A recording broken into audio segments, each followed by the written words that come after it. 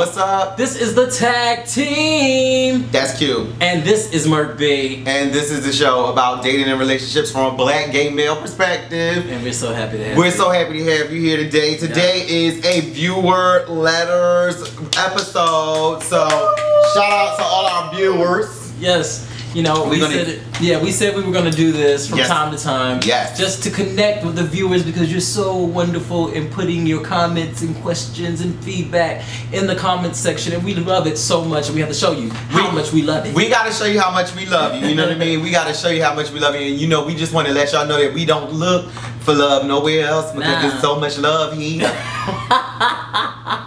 It's so much love. So much love. Okay. So much love here. So, we're going to jump right into it. The first letter comes from Cheyenne Cummins. Cheyenne, what's up? Cheyenne, his letter is basically about a problem that he's having with some of his friends. Okay.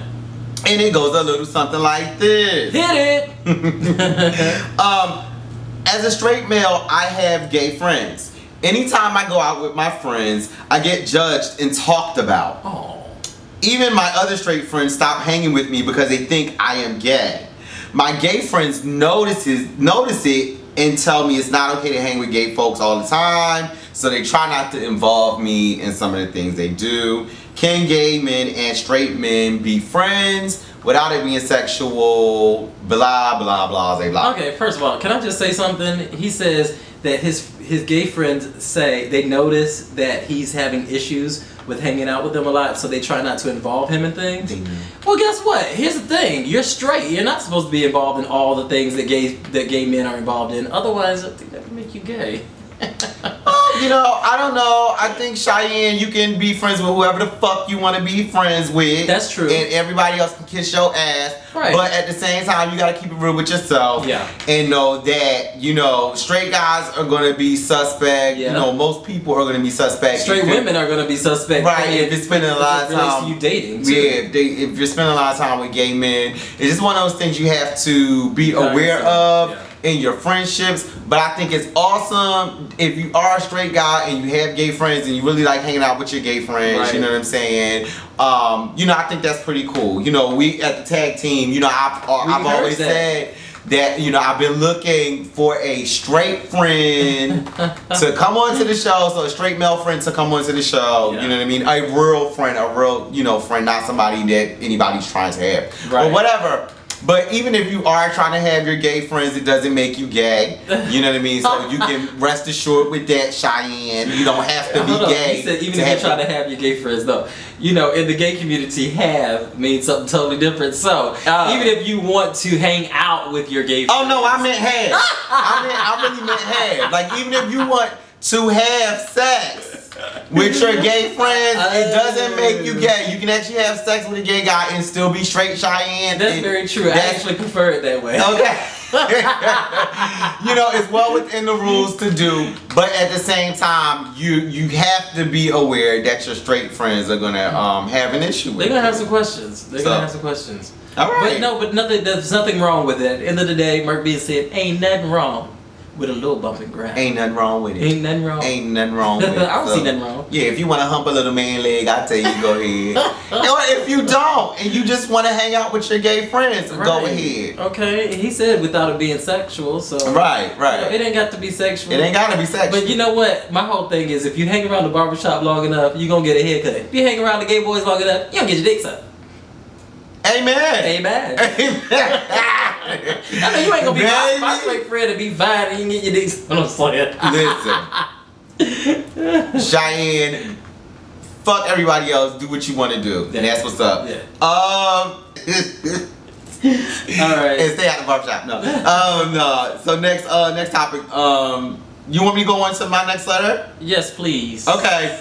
This letter is from James. I want to say what's up, James. Shout out to you. You hit me up on Facebook, and we hadn't talked in I know you from back in the day or whatever like that. So I really appreciate all the good things. Back in the day, huh? No, I know from being out back in the day. I want to thank you for the great comments you left on chat with me on Facebook. And here's your topic. Okay.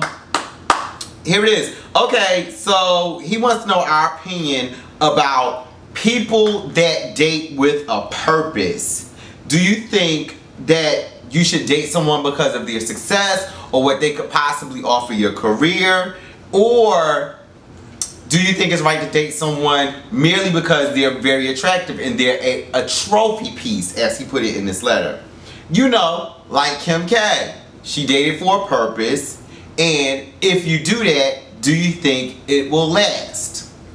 You know, I feel like this. He said like Kim K, but what he should have said is like Kim K and Kanye. Okay, maybe Kim K was dating Kanye for, you know, status, more money, you know, more access. But the same thing that he put in his letter was the reason that Kanye was dating her, for looks, for a trophy piece. So if it's a mutual understanding, I don't necessarily see a problem with it. Everyone dates or, you know, gets married or what gets involved for a purpose. Right. Not everybody's purpose is love. You know, right? You know, the naive, idealistic side of me would like to believe that I am going to marry or date for love, right? But that is not always the reality, and I don't think there's anything necessarily wrong with someone who has a purpose other than actual love. If you think it's worth it to you to date somebody or to marry somebody or be in a relationship with somebody merely because of some other benefit other than the actual fruits of the relationship, right, then you gotta make it worth it. I mean, for some, you know, some people can do it. For others, it's a huge sacrifice. Yeah. That's true. I'm very idealistic about love, so I still view it as partly as sharing a very intimate part of me. So I don't know if I would necessarily sell it. Right. You know what I mean? So that's why it's still on the shelf. And that might be exactly why. But at the same time, you know what I'm saying, it depends on the person. So yeah. I think there are people out there that, you know, are comfortable, like you said, with a mutual situation where it's like, okay, I know you here to be fine, right, and I'm here to pay for it. So and some people are totally happy with that arrangement. Yeah, like both parties, when both parties are happy, it's nothing that you can say. To touch and agree. That's all you gotta do. All you gotta do is agree. And will it last? Well, it all depends on the motherfuckers that's touching and agreeing. Exactly. I mean, there have been people who have been gotten into relationships for purposes of love, and that shit fails at the end of the day. So you never know. Then there's somebody else who marries an 89-year-old and they stay with him until they die. That would be me. That's what's up. I think that's a good look. Hey, once again, thank you, James, for that letter. All right. Good question, Jay. Good question. Moving on. This is from William. William, this is your second letter that has made it to the Tag Team Show. How and you know, keep them coming. Good, Shada. Keep them coming. William has a quick one. He was at the beach last week, and he said he saw this little boy about 8 to 10 years old. Kid was playing in the sand, and he looked down, and the kid's toes were painted red. Okay. So he said, he asked him, "Are your toes painted?" William, you never said whether or not the boy answered you. I was going to say, he probably looked at your ass like you was crazy because you could clearly see that they were painted red. Right. Okay. Jungle red. Jungle red. Ow. He said he knew, you know, William said he knew it wasn't proper. However, he felt that it was a form of foolery to expose a little boy to red painted toenails. Why? I don't understand. Why is that foolery to expose him to that? Yeah, William. You gotta, okay. William, you gotta expound on that and tell us why you think it's a form of foolery. Well, we know why. Because he's trying to say expose him to being gay. Then nobody exposed him to a dick in his butt. They actually exposed him to painting his toenails. So anything else, color swatch. Right, neither of those things actually make you gay. No. Like, first of all, because I know I'm not gay. Okay, and I've been exposed to both. You know, this conversation is about gender expression, and the thing about gender expression is, it is one of the things I like to tell people. You know, gender expression is it's a spectrum, and it's a changing thing. You gotta think, you know, historically, or you know, even not 15, 20 years ago, it wasn't okay for men to wear earrings in both ears. True. You know what I mean? But that has changed. So even with you know, men painting their toes, you know, I heard amongst men, you know, amongst the more well-to-do men and the more manicured men, it is actually a style to paint your toenails black. Yeah. You know what I mean? Yeah. For, you know, so for some guys. So some guys are out there doing that. They also have, you know, like the flower beard trend that's going on where men are wearing flowers in their beards and their, you know. So it's a lot of things that are going on, and the lines of gender expression get changed. So you may never know, like it may not even be something that is out of the ordinary for a kid in that generation. It's very true. To paint his toes red. They even have a men's makeup line. They have a men's makeup line. You know what I'm saying? Like, what's the rapper down in Atlanta that does the painted nails? He does the leopard print nail colors. Young thing. Right? What's his name? Young Thug. Yeah, then Kanye is coming out with a men's line of dresses. Skirts, okay, you know? so it's there. It's there. So the the lines change. You know, William. So you might be a little behind the curve on it. I don't know, but I'm saying I don't think it's a form of foolery necessarily to paint a child's toes. You know. So I mean, I remember being younger and my mom getting her nails painted and me wanting my nails painted too because I thought it was you're not making a good point, right? No, but I mean, as a child, I didn't know anything about being gay per se. I just wanted I wanted my fingernails painted. I don't think that that's necessarily a gay thing, like for a child. No, you know what I mean? it's not. But you know what? At the same token, I know we're assuming a lot by what he wrote, but even if a parent did want to expose that to her child and thought maybe that would influence him being gay, so what?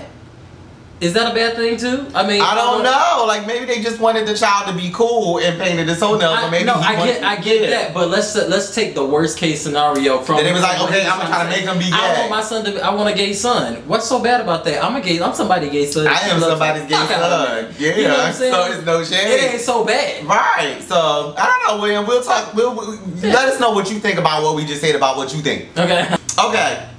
This one is from Tavadrick Cottenham. Oh, sorry. That's that nigga real name. But that nigga name funny. I'm gonna do this again. I'm so sorry. So we not leaving his name. It's funny.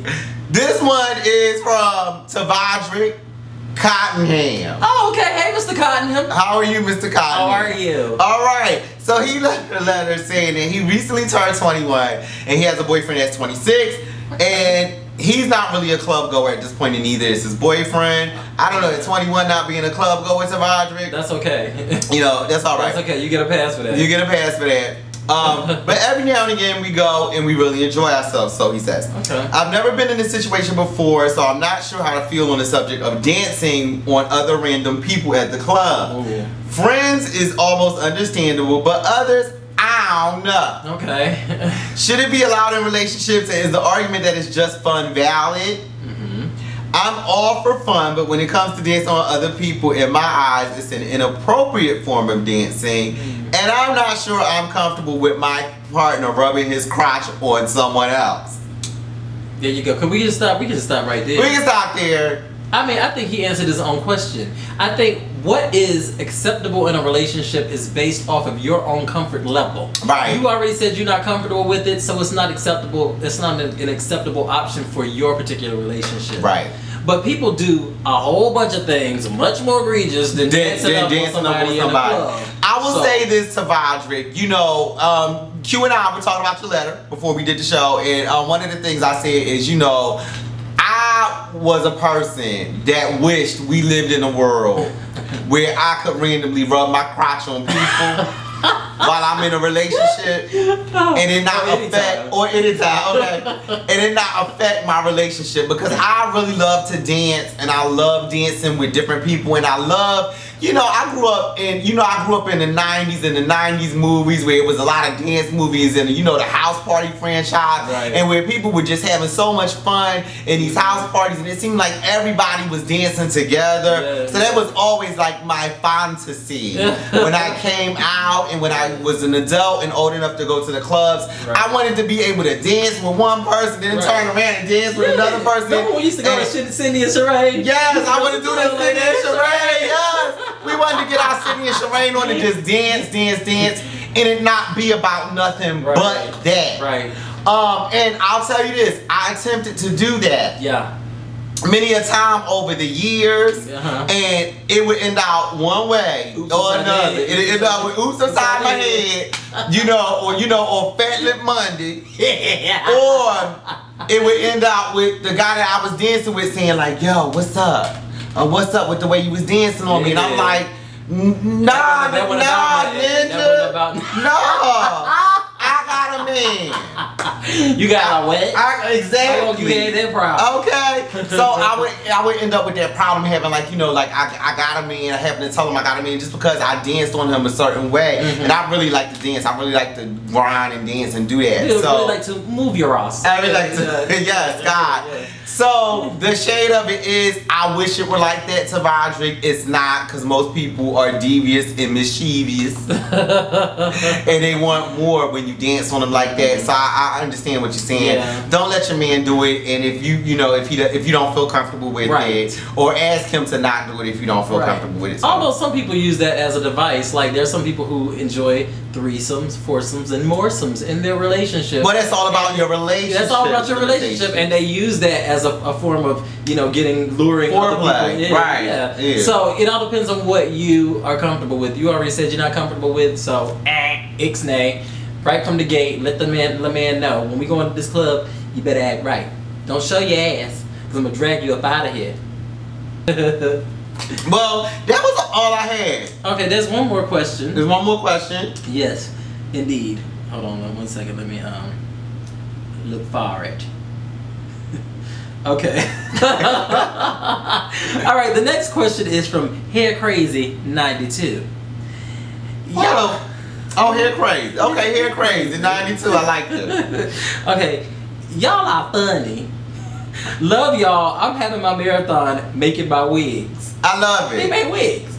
Okay, y'all should talk about complete celibacy, because I've been for over a year. I just want to know your thoughts on being completely celibate. Thank you.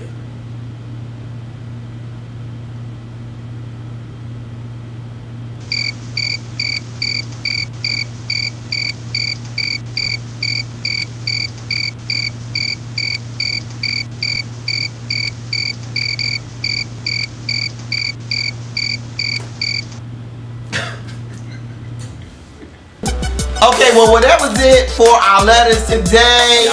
Thank y'all so much for watching the tag team again. Light up that comments, and of course, if you have a question or a comment or anything, leave it in the comment section. Please hit the subscribe button if you haven't hit that subscribe button. Please tell somebody to hit the subscribe button. Tell somebody. Y'all are going in the comment section saying, why don't more people know about you? Why these don't have more hits? Share and share like. So that's what's up. We definitely need you to get out there. But for all y'all that have been supporting us and showing us love and telling your friends, we love you.